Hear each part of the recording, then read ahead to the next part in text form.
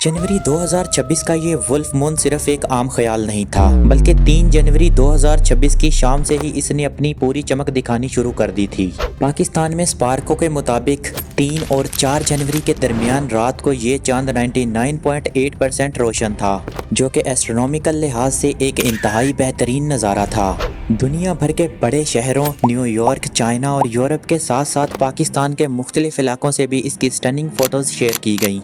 ज़मीन के इतने करीब होने की वजह से ये साइज में वाकई बड़ा और नुमाया महसूस हो रहा था। वुल्फ मून, जिसे कुछ लोग सुपर मून भी कहते हैं, चांद का वो लम्हा जब वो आम दिनों से ज़्यादा बड़ा, ज़्यादा रोशन और ज़्यादा करीब महसूस होता है।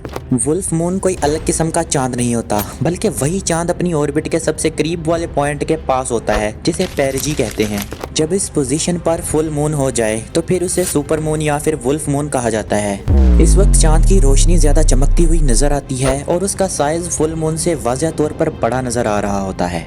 वुल्फ मून एक पुराना नाम है जो नेटिव अमेरिकन रवायत से आता है। जनवरी के चांद को भेड़ियों की हाउलिंग से रिलेट करके ये नाम दिया गया था, क्योंकि सर्दी के महीनों में कहत और शिकार की कमी की वजह से भेड़िए अपनी खास आवाज़ें निकालते थे। आज भी जनवरी के पहले फुल मून को सिंबॉलिकली वुल्फ मून कहा जाता है। साइंस के पॉइंट ऑफ व्यू से सुपर मून एक इंटरेस्टिंग एस्ट्रोनॉमिकल इवेंट है। चांद ज़मीन के गिर्द परफेक्ट सर्कल में चक्कर नहीं लगाता, बल्कि उसकी ऑर्बिट थोड़ी सी एलिप्टिकल है। इसी वजह से कभी वो ज़मीन के थोड़ा करीब और कभी थोड़ा दूर होता है। जब ये प्रॉक्सिमिटी अपनी हद के करीब हो और उसी दौरान फुल मून भी हो तो ग्रेविटेशनल इंटरेक्शन और ओशन टाइड्स पर डिस्कशन होती है। हाई टाइड्स इस दिन कुछ हद तक स्ट्रॉन्ग हो सकती हैं, जिसे पेरिजियन स्प्रिंग टाइड्स कहा जाता है। लोगों के जहन में एक सवाल होता है, क्या सुपर मून इंसानी हेल्थ, नींद या इमोशंस पर असर करता है?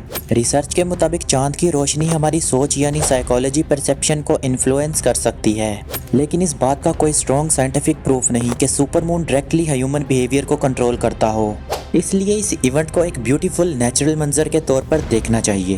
एस्ट्रोनॉमर्स के लिए ये एक गोल्डन मौका होता है कि वो हाई रेजोल्यूशन फोटोग्राफ्स लें और क्रेडिट डिटेल्स देखें, क्योंकि चांद नॉर्मल से ज़्यादा ब्राइट नज़र आता है। अब बात करते हैं इसे देखने के बेस्ट तरीके की। सुपर मून को देखने के लिए आपको महंगी टेलीस्कोप की ज़रूरत नहीं होती।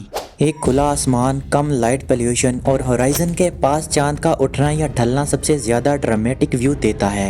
अक्सर लोगों को लगता है कि चांद होराइजन के पास ज़्यादा बड़ा होता है, जबकि असल में ये एक मून अलूजन होती है, दिमाग का एक विजुअल ट्रिक।